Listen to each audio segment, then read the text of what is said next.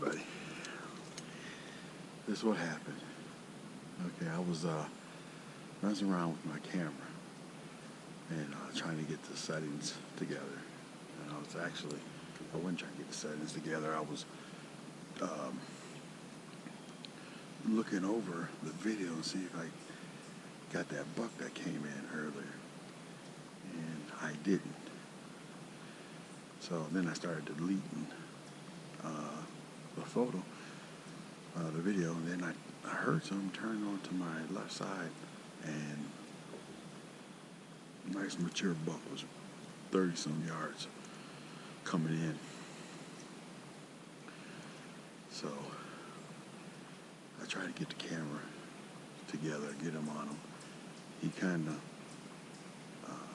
my silhouette early in the morning was hitting over there where he was at. So he saw me, I think he saw me move, so he stopped, and then he just kept looking around, and he didn't know what to do.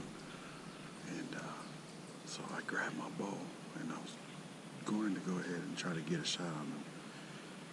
And by that time, he was still looking around. He didn't like it.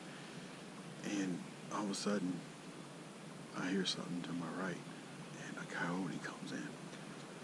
And he looks at the coyote. So he took his attention off of me. So then coyote was just staring at him and moved forward a little bit, and then he turned around and just trotted. So I thought he was gone.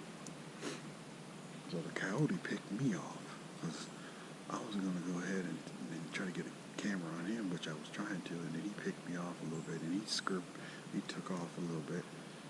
Next thing I know, I could see the buck still over this way. He starts walking back, and when he walks back, there's another buck with him. They're still in the little badger groups.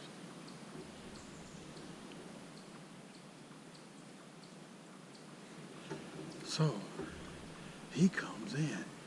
Then the coyote comes back. The little buck, I think he was like maybe a freaking 6-point, a little basket 6-point.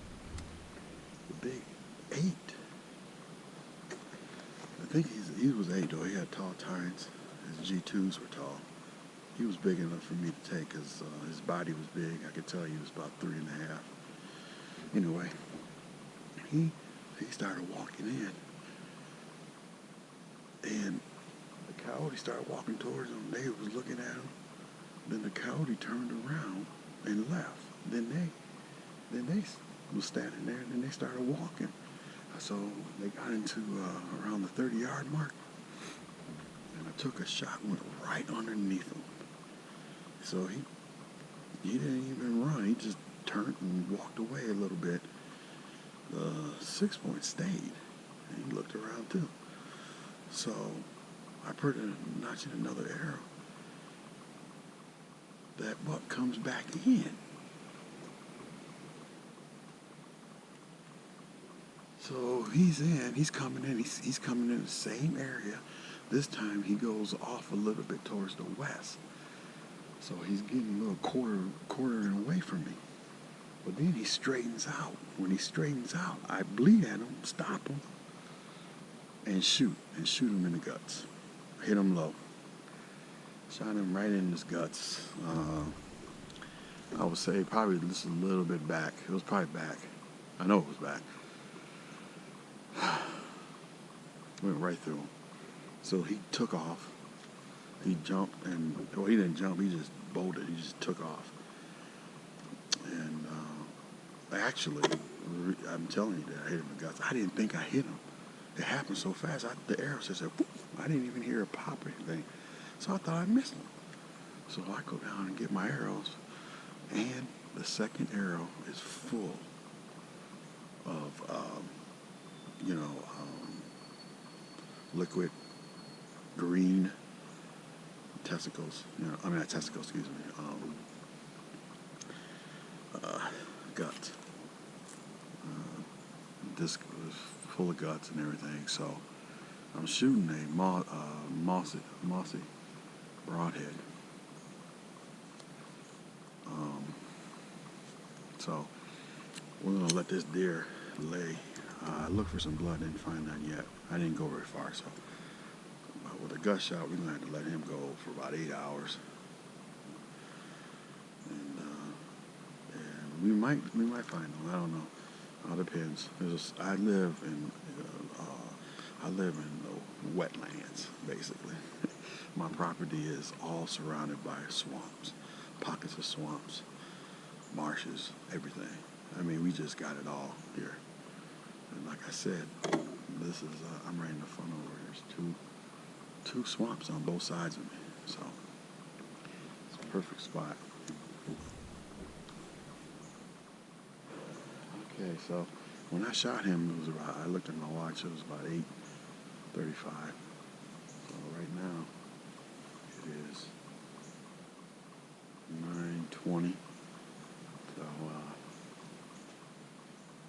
we're going to have to let him lay it out for a while. And most likely he probably jumped in that swamp way in the back. There's some swamps way in the back too. So we'll hope for the best and see what we can do. All right, stay tuned. All right, so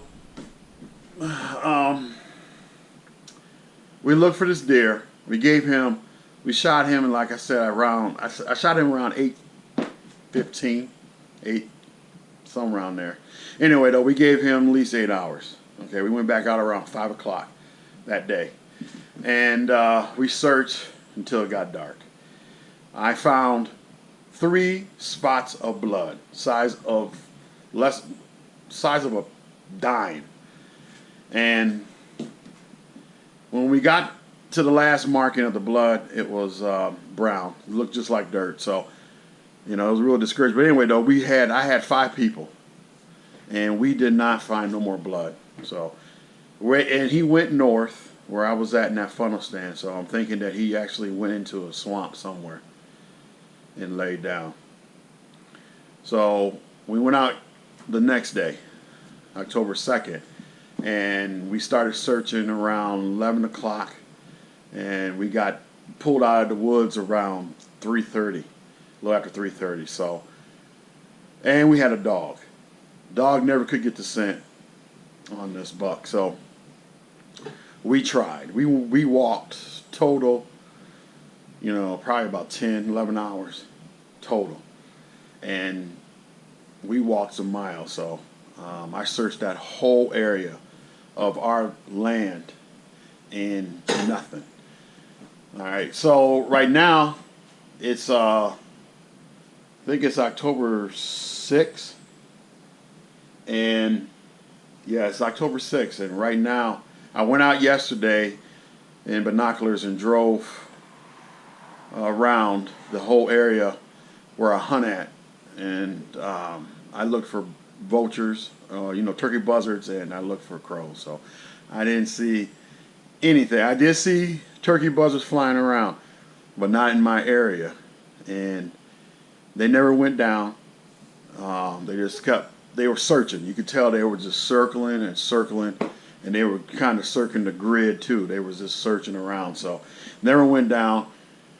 So this week, maybe Sunday, and that'd be 7 days. Sunday, I might go out and look for some crows and those turkey buzzards again. So, and you know what? He might be alive. That's a possibility too. You can't throw that out. He might be alive. So we don't know. I'm just hoping that I can find him. But if he's alive, I hope he gets well, and I hope he can make it. I definitely don't want. I hate wounding a deer. Especially that kind of caliber deer. He was a nice deer, lovely deer. And I've been very proud to have him on my wall. So, but anyway, though, I did everything I should have did. I did everything right when I shot the deer. I never pressed him or nothing. I did everything right. So, as a hunter, it's your responsibility. Okay, you guys, it's your responsibility. Get out there and you recover that deer as best way you can. You get that, because this is something that is we're free to here in this world, so we can hunt. So that you got to give the respect is due to that animal to harvest him, to get him. That's what you have to do as a hunter. And I did all I can do, and I still ain't gave up. So I'm going to keep going out there until I find it, or till somebody finds them, or till somebody tells me they got deer that I shot, maybe. So I'm putting all my effort in there. So that's my responsibility. That's what I need to do. So anyway, I'm going to wrap this up. And thanks a lot.